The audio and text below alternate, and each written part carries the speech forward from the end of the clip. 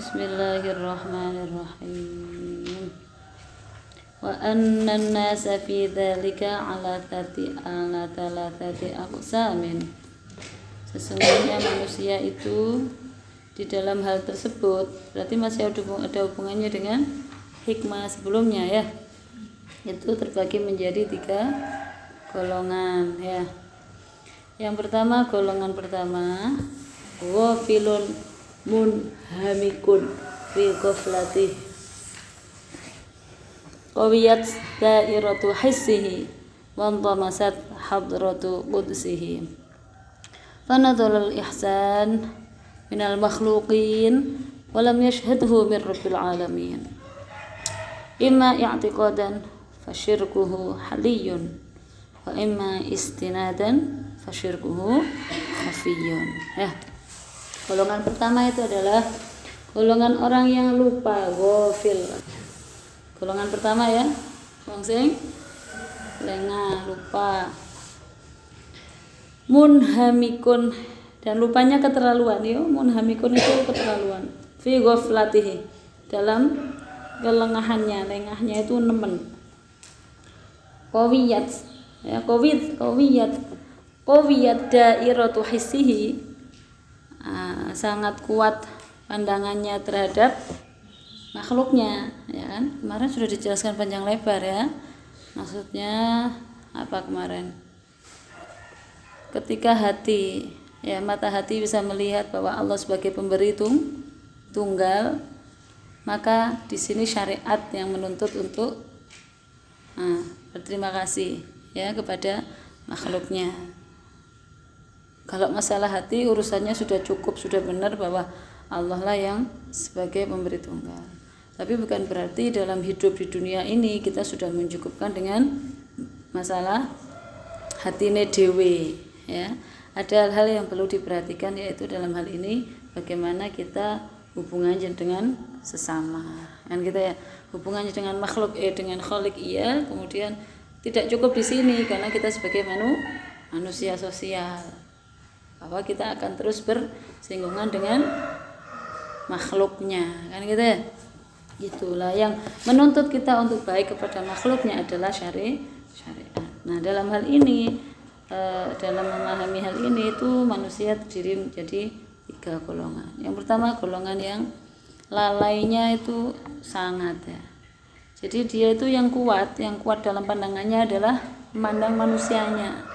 Yang kemarin itu yang saya sampaikan perantaranya ya toh, misalnya dikasih apa itu namanya, dapat beasiswa misalnya, atau ini lucu tapi real, oleh gaji misalnya begitu ya, oleh gaji.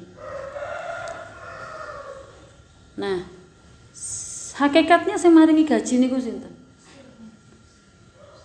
Sing duwe sekolah napa bendaharane? Sang bos yang sesungguhnya itu siapa? Bendaharanya kah? Oh, kita nggak ngomong Allah ini masalah dalam sistem pendidikan misalnya ya, dalam lembaga pendidikan. Sing gaji itu memang lewat bendahara, ya. Tapi hakikatnya siapa sing kayak dua iki? Sekolah kan begitu ya, sekolah. Ya yang di sekolah gitu. Tapi ya lucu kadang-kadang itu. Guru itu koyok mandeng bendahara iki wis koyok malaikat pembagi rezeki gitu. Ya, kayak apa itu jenenge? Siapa? Mikael ya. Mikael itu. Jadi kayak ndek bendahara niku menghormati tenanan. Itu jenenge wong sing ghafil. Ya. Wong sing nganggep iku ya ghafil, bendaharane kadang-kadang ya melok-melok kok ghafil pisan. Merasa dirinya dianggap sebagai malaikat pembagi rezeki. Kabeh menghormati dia, akhirnya mentengkerek pisan. Kenapa kudu goblok ya? Artinya gini ya opo kok bisa terjadi seperti itu. Tapi real ini terjadi. Begitulah aneh kan. Nah, itu golongan pertama. Masya Allah.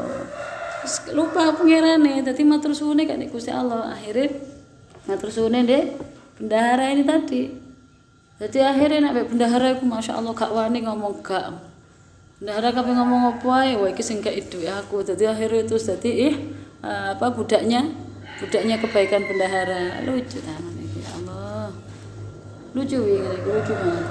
Wantomasat hadratu qudsihi, ya, justru apa tomasat itu, intomasat, kehadiran yang apa itu, justru Allahnya yang suci, yang hakikatnya sebagai pemberi tunggal itu tambah ya dilupakan begitu. Ya, mata hatinya buta. Wa tamasat fanadarul ihsana minal makhluqin. Nah, dia melihat kebaikan itu dari makhluk sebagai perantara ini gitu. Lah lucu. Walam yashhadhu min rabbil alamin, dan dia tidak menyaksikan ada Allah di sana sebagai hakikat pemberi tunggal. Hakikat pemberi itu Allah, itu dia tidak melihatnya. Imma i'tiqadan fasyirkuhu haliyun, ya.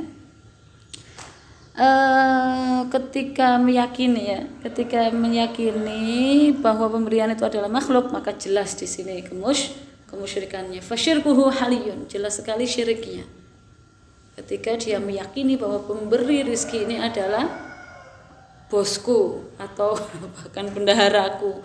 Kalau meyakini di situ dalam hatinya bahwa inilah pemberi yang sesungguhnya, maka jelas di situ syirkuhu haliyun. Syiriknya jelas. Wa imma istinadan fasyirkuhu khafiyun. Dan ketika bukan meyakini bahwa yang memberi itu makhluk, ya, tapi sekedar menggantungkan begitu. Artinya seandainya gak ono bendahara iki, aku gak ateni oleh iki. Nah, kayak gitu itu syirkunya khafiyun. Syirik dalam dirinya adalah syirik khafi. Sebenarnya ada syirik tapi sifatnya khafi, samar dalam hatinya, tapi sama-sama salahnya. Seandainya tidak ada jenengan, mungkin saya nggak akan bisa seperti ini. Nah, itu salah. Nah, gitu ya. Gak usah begitu. Kenapa? Karena sejatinya Allah semua yang mengiring kita untuk mendapatkan hidayah atau menjadikan kita baik, menjadikan kita dapat rezeki ini, itu sebenarnya Allah semua. Jadi jangan terlalu mengeluh-elukan terhadap ihsannya, kebaikan yang kita dapatkan. Ya memang itu jalarannya pancen menungso, ya. Tapi itu tadi, jangan sampai ada dalam hati meyakini bahwa inilah sang pemberi, makhluk ini yang memberi. Jangan seperti itu. Kalaupun yakin bahwa iki semarinya aku iki, nah itu jelas, syiriknya jelas. Tapi kalau ya Allah, seandainya kemarin tuh nggak ada orang itu, ya wis sembuh apa dadine aku. Lah koyok kayak gitu, itu syirik tapi khafi. Nah, ya, golongan pertama apa tadi? Golongan yang ghafilun munhamikun. Jelas banget klerune gitu ya. Melencengnya, lengahnya itu jelas. Kemudian wasahibu haqiqatin ghaba 'anil khalqi bi syuhudil malikil haqq. Wasahibu haqiqatin, padahal ya, wa faniya 'anil asbab bi syuhudi musabbab al asbab fa huwa 'abdun muwajjahun bil haqiqah dhahirun 'alaihi sanaha salikun tariqati wa istaula 'ala madaha wa ira annahu wariqul anwar matmusul athar qad ghalaba sukruhu 'ala sahwihi wa jam'uhu 'ala fardihi wa fana'uhu 'ala baqaihi wa ghaibatuhu 'ala hudurihi. Oke. Ini masih yang pertama ya, ghafilun tadi itu. Kemudian berikutnya adalah yang kedua, ya, golongan yang kedua adalah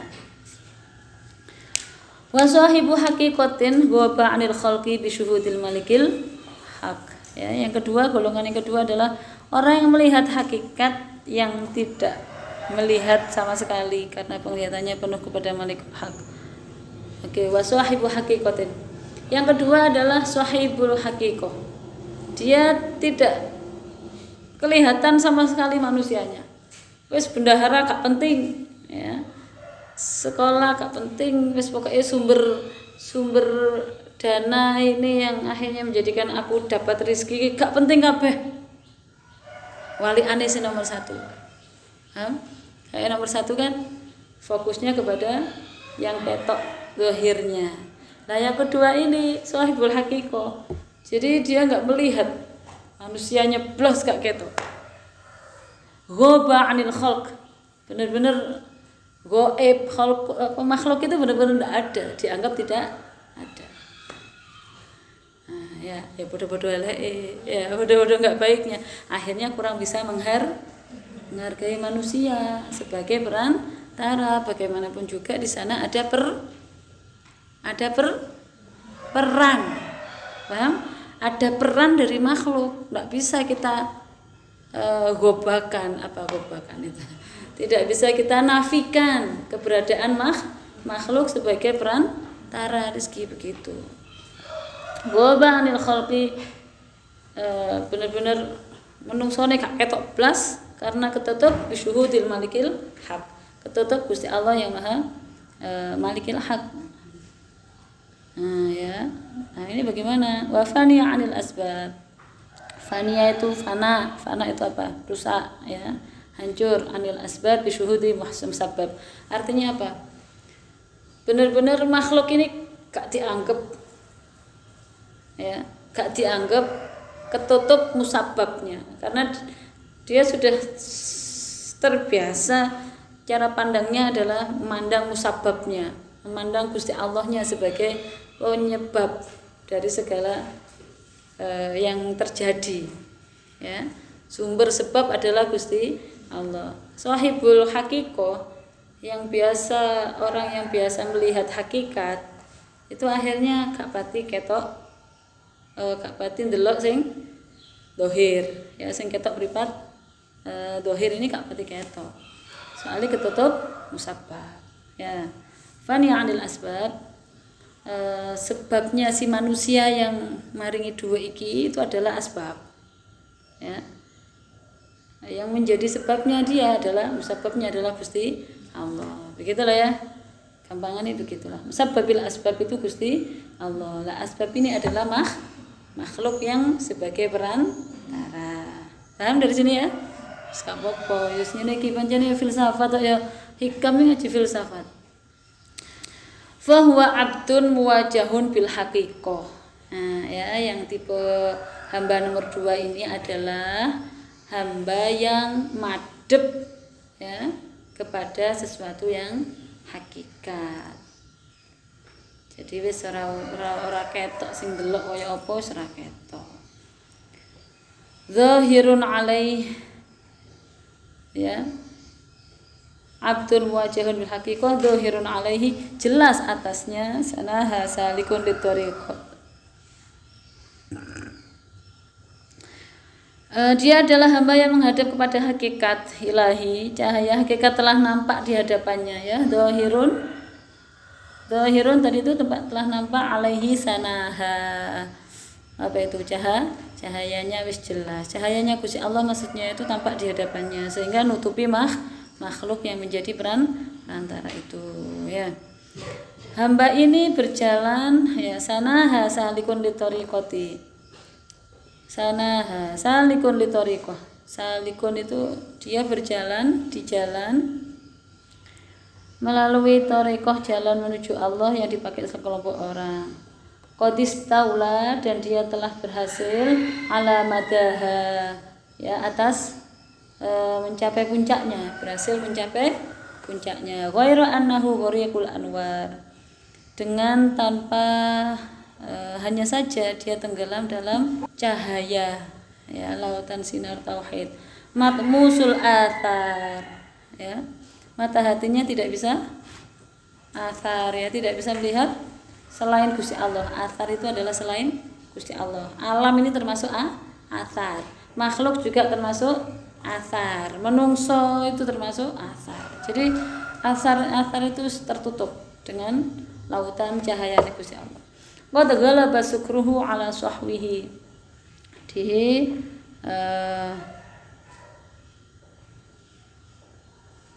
ketika dia qad ghalaba ya, qad ghalaba sukruhu, ini shin apa sin ya, pakai sin kecil ya. Sakar, sukruh itu adalah keadaan kehilangan rasa. Jadi qad ghalaba, sungguh sudah hilang sukrunya. Rasa itu tidak ada. rasa kepada selain Allah itu tidak ada. Yang ada itu sudah lebur dengan cahaya kecintaan dengan sang Khalik. Sang Khalik gitu ya. Ala sahwihi, mengalahkan sohnya. Sohwun itu adalah keadaan bisa menemukan rasa. Nek sik seneng dunya, sik seneng dipuji, sik seneng dihargai, itu masih sohwun. Ya, keadaan masih ada, masih banyak rasa, seneng di duit, seneng di penghargaan, seneng ujian. Nah, itu masih sohwun.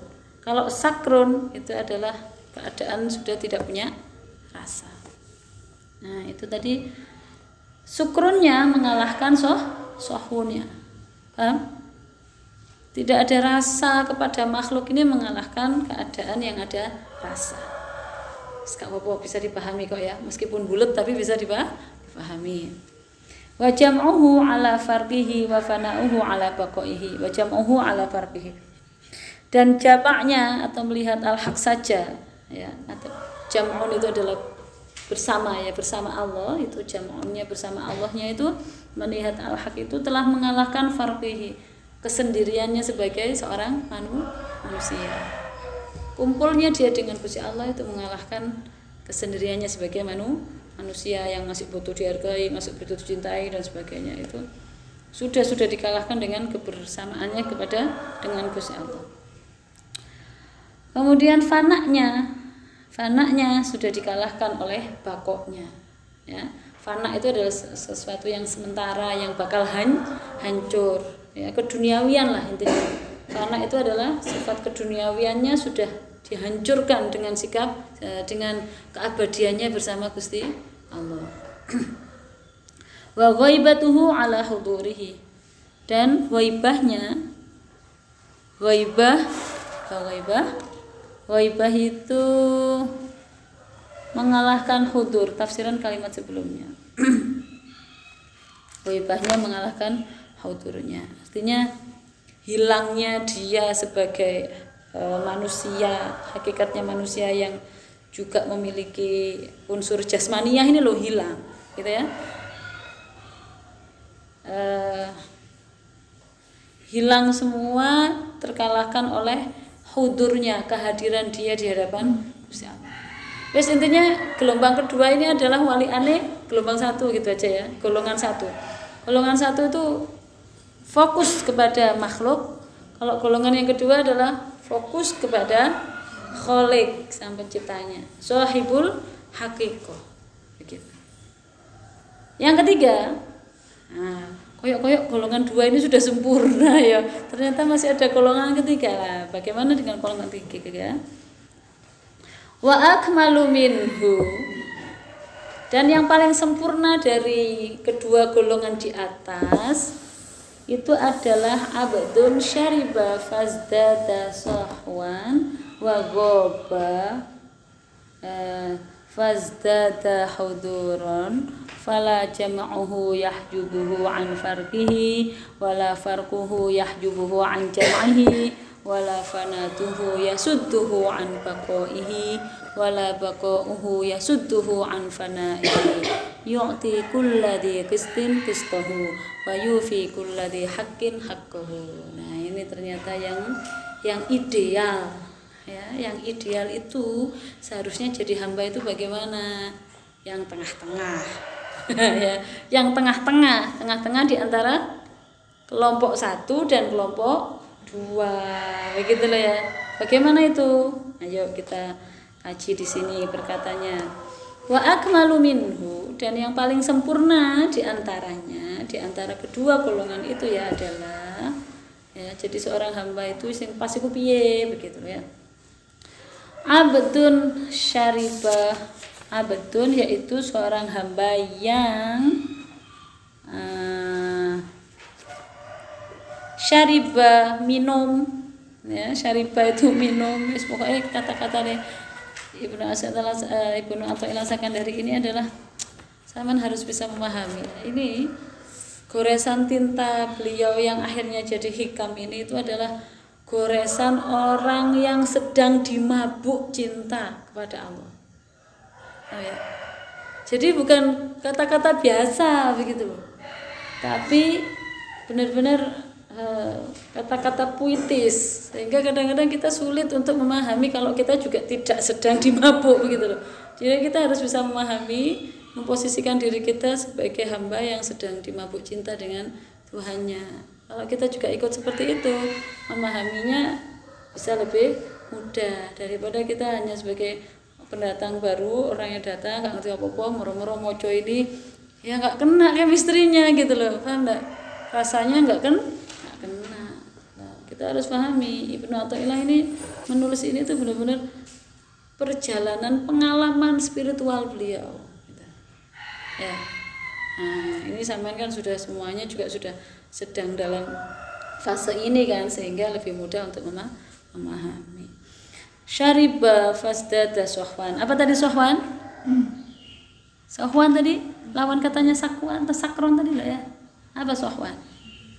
Sohwan itu keadaan punya rasa. Kalau sakron sudah kehilangan rasa, ya gak enek rasa apa-apa, wis gak enek beban, ya gak pengen, ya wis kayak sudah selesai begitu, kebutuhan akan dunia itu wis kayak nggak ada lagi ya. Itu namanya sakron ya. Kalau sohwan kondisi masih banyak rasa. Nah ini abdun syariba fasdada sohwan wa ghaba fasdada huduron. Hamba yang minum, meneguk air, apa itu tauhid, belajar mengenal Allah begitu ya. Lalu sohwannya bertambah setelah mengalami sakar gitu ya. Sejenak dia ghaibah, tapi setelah itu bertambah hudurnya. Nah, meneguk gelas tauhid lalu sohwannya bertambah setelah mengalami sakar. Sejenak dia ghaibah setelah tidak melihat selain Allah, tetapi setelah itu bertambah hudurnya. Oke. Jadi hakikatnya justru hakikat dari seorang hamba sing wis cidek kali Gusti Allah itu seperti ini. Hakikatnya. Gampangane deloken sosok Gus Dur. Ya.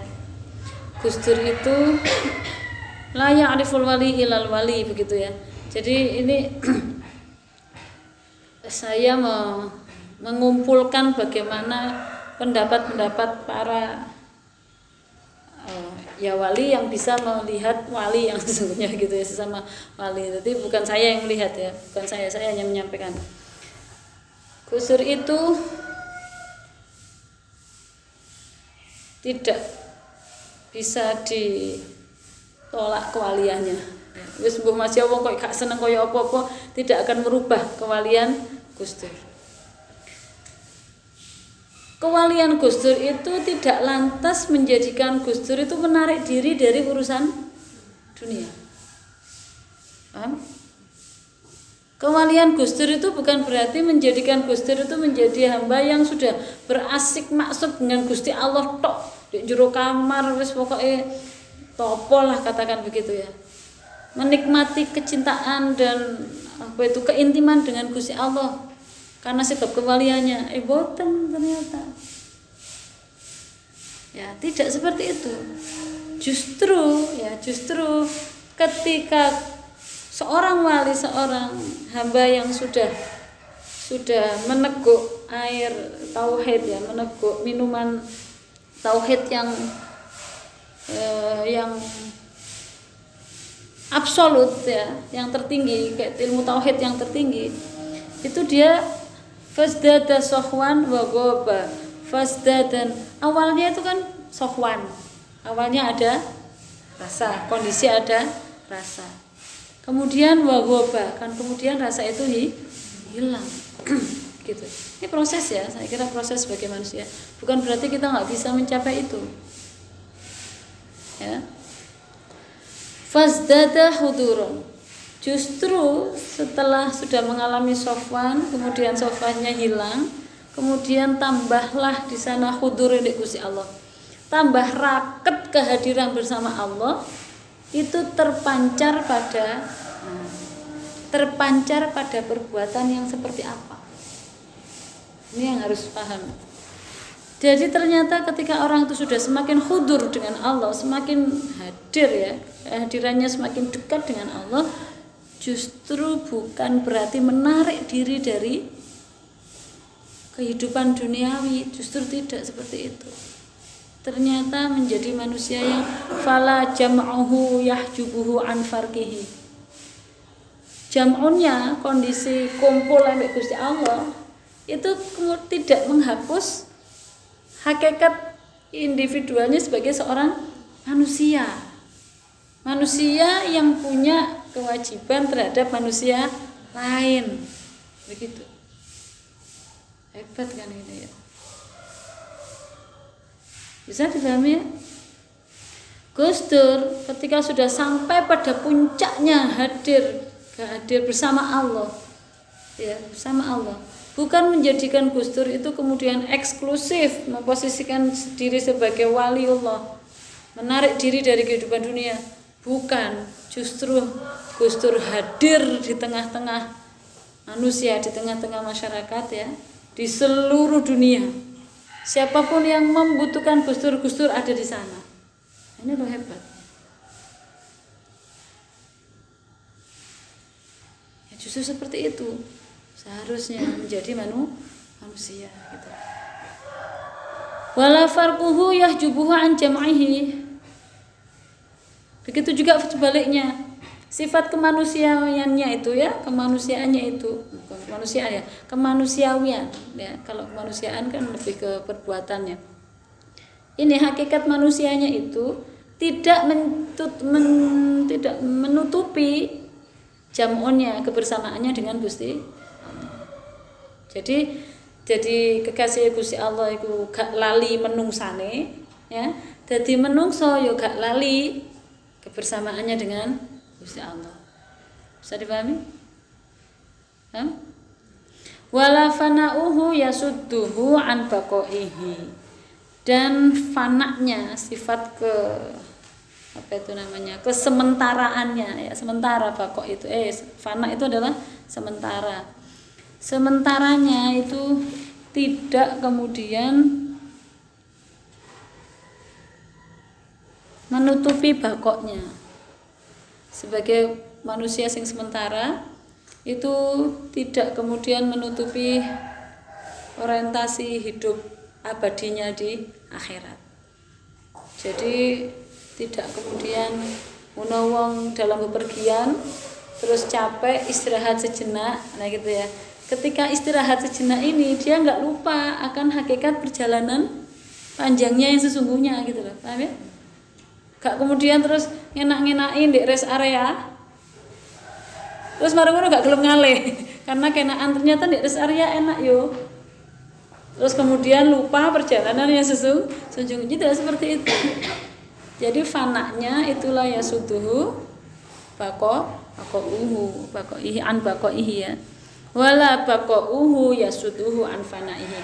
Dan tujuan perjalanan sesungguhnya yang abadi ini tidak melupakan bahwa dia juga seorang manusia yang butuh istirahat. Begitu loh. Ideal seperti ini ideal. Ya. Yo ngaji, sregep ngaji tuwunanan, tapi juga tidak melupakan kebutuhan ngopinya ya, butuh ngopi barang ya, butuh cangkruan barang lah kayak gitu tuh namanya tidak melupakan sisi-sisi kemanusiaannya ya, artinya butuh keseimbangan gitu. juga itu sama, cangkruan tok lali tujuan sesungguhnya ya, enggak seperti itulah. Yu'ti kulladzi qistin qistahu ya, yaitu yang ideal adalah memberikan segala yang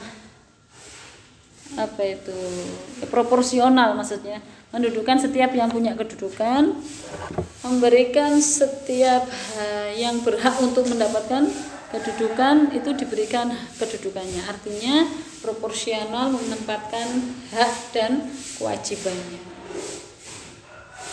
Hak sebagai hambane Gusti Allah ya, Hak sebagai makhluk Gusti Allah itu adalah mendapatkan rasa dekat bersama Allah, itu haknya dia ya, bahwa dia punya hak untuk sayang Allah dan disayang Allah dan bersama Allah, tapi dia tidak melupakan kewajibannya sebagai manusia khalifatullah, dititipi bumune Gusti Allah gitu. Wa yufi kulladzi haqqin haqqahu, dan memberikan setiap hak-haknya. Ini proporsional. Jadi yang ideal dalam melaksanakan hikmah yang kemarin ya, apa? Ketika mata hati bisa memandang Allah sebagai pemberi tunggal, tidak lantas kita lupa daratan, lupa siapa kita, yaitu sebagai manusia yang punya kewajiban berterima kasih kepada manusia lain gitu. Punya kewajiban menghargai manusia lain meskipun hati kita madhepe nek Gusti Allah. Hebat ya ajaran kita ini ya, hebat loh. Kalau koyok barat itu kemelinti apa kemelinti itu? Kemelinti jangan kemenyek ngono lho prasate. Barat itu kalau sampean maca-maca apa? Wong barat itu tenan. Kemelinti kemenyek jadi menungso kayak esok mikir, kayak bisa menghasilkan produk-produk sains dan teknologi secara modern. Kemudian dia tuh merasa sudah cukup, bahwa inilah yang segalanya begitu. Kita nggak butuh selain ini. Apa dalam hal ini adalah agama. Kita tidak butuh agama. Ternyata kita bisa mencukupi semua kebutuhan kehidupan kita di dunia dengan sains dan teknologi. Apa yang terjadi? Ya kehancuran, gak karu-karuan, kehilangan sisi hakikat kemanusiaannya. Sudah bukan manusia lagi. Ya. Karena pada hakikatnya manusia adalah makhluk ciptaan Gusti Allah. Maka dari itu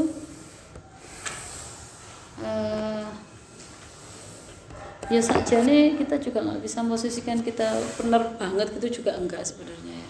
Barat salah banget juga nggak bisa kayak gitu ya, karena dalam hal ini jelas kita menjadi kaum yang kalah dalam hal ini.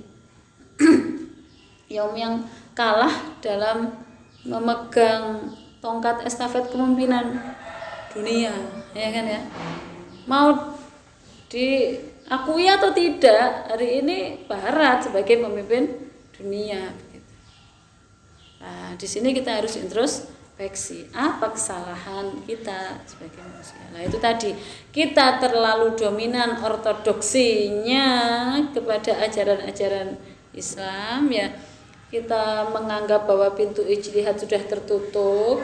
Yang kita kaji itu adalah teks-teks kitab-kitab kuning zaman pertengahan yang itu lebih menonjolkan sisi-sisi normatif ubudiyahnya begitu. Jadi kayak yang dikuati itu adalah waktu itu yang berkembang di abad zaman pertengahan itu adalah ilmu tasawufnya. Jadi semangat neriman, semangat hidup bersama Allah itu yang mendominasi. Yang sebelumnya semangat berpikir yang dibawa oleh kaum Mu'tazilah yang itu luar biasa mengantarkan Islam pada masa keemasannya itu sudah terhapus oleh sejarah karena keblabasan. Nah gitu ya. Keblabasan mikir tok iku yo ternyata hancur. Nah, ternyata hari ini kita keblabasan jegur dek ranah agama terlalu dalam dan kemudian seakan-akan menutup ya. Menutup apa Pak? Pintu berpikir ijtihad itu sudah tertutup ya, acur awake dhewe. Ya, diambil alih oleh Barat. Maka dari itu yang ideal bagaimana? Ya tetap dalam core-nya sebagai hamba Gusti Allah, tapi juga tidak menutup mata terhadap tuntutan perubahan zaman. Ya wis iku tugas sampean kabeh. Ya. Kemarin dilihat Mbak Salma di mana itu Mbak Salma lihatnya? Indonesia ini memiliki benar-benar penduduk remajanya terbanyak sedunia. Terbanyak nomor 1 di dunia. Bonus demografi ya. Indonesia ini memiliki tenaga-tenaga penduduk umur produktif itu paling tinggi nomor 1 sedunia. Kena gak sampai sampean amanah ya. Nek gak sampean merasa bahwa ini tanggung jawab besar bagi sampean para pemuda, para penduduk dengan umur produktif, ketika sampean tidak memaksimalkan potensi keproduktifan usia sampean ini, ya dolim sampean. Ya. Bagaimana rupanya? Dolimnya itu bagaimana? Ya nek pura-pura nggak ada tugas dan nggak ada tanggung jawab itu loh yang dolim. Piye mek rupane? Ya dina-dina wis gawe turu gawe rokokan, gawe cangkrukan, waktu berjam-jam habis. Ya, di kafe ya, tukune kopi 3.000 tok cangkrukane. Tang jam 5 jam. Mulai-mulai. Itu namanya pura-pura nggak tahu gitu loh. Pura-pura nggak tahu akan tugas dan tanggung jawabnya sebagai salah satu apa itu demokrasi ya apa itu namanya, salah satu pemuda yang ini akan di masa depannya akan memegang ya, melanjutkan kehidupan bangsa ke depannya seperti apa ada di pundak sampean. Sudahlah, bersungguh-sungguhlah jadi pemuda gitu ya, pemuda Islam, pemuda Indonesia yang muslim, pemuda Indonesia sing duwe Gusti Allah. Bagaimana caranya? Maksimalkan waktu sampean dengan baik. Ya, sae-sae sampean mengabdi dengan apamu, dengan ototmu, dengan otakmu, dengan waktumu, dengan apa hartamu, wis pokoknya wis mbak temokno gitu loh, temokno apa yang bisa saya lakukan. Ya aku ya sakno jane ya ngene iki ya, gampangane begini. Sampean sing wis gak pati akeh kuliah ya, semester atas. Ya gak pati ana tanggung jawab nek pondok. Wayahe ngaji di pondok ya mek pagi tok. Ya toh? Mari ngono ketemu meneh sore. Ya, sore berkegiatan semua toh ya. Meskipun yang enggak ngajar TPQ kan berkegiatan ya. Sore baru ada kegiatan lagi sampai dalu. Antara 6:30 sampai sore jam 3:30 itu buat apa itu? Nek wis gak kuliah, ya skripsi ya wis mari, masih ya durung diujikan, tapi terus apa yang dilakukan? Ya berapa jam? 1, 2, 3, 4, 5, 6, 7, 8, 9. 9 jam kali berapa hari? Setiap hari akan berulang seperti itu. Coba ini. Tahu nggak sampean mikir yang belum punya tempat untuk ya amal soleh misalnya dalam hal ini ya. Ya itu coba. Terus aku kudu nyapo ya Allah, ya kudu ngono pokoke kudu ngono. Takok ndek awake dhewe. Aku nek nganggur terus lapo ya enake? Gak pareng nganggur. Kudu golek wawancara. Nek sampean pinter IT ya udik-udiken IT itu cobalah untuk berdakwah berarti lewat IT itu. Nek sampean gak anu ya wis nulis niatono nulis iki digawe ya dakwah meneh li ilahi kalimatillah. Pokoke nek iso apapun peran sampean, ojo trimo sampean iku dadi wong nganggur begitu. Ya. Siapapun sampean, semester berapapun sampean, ojo sampai nrimo dadi wong nganggur gak ada tugas.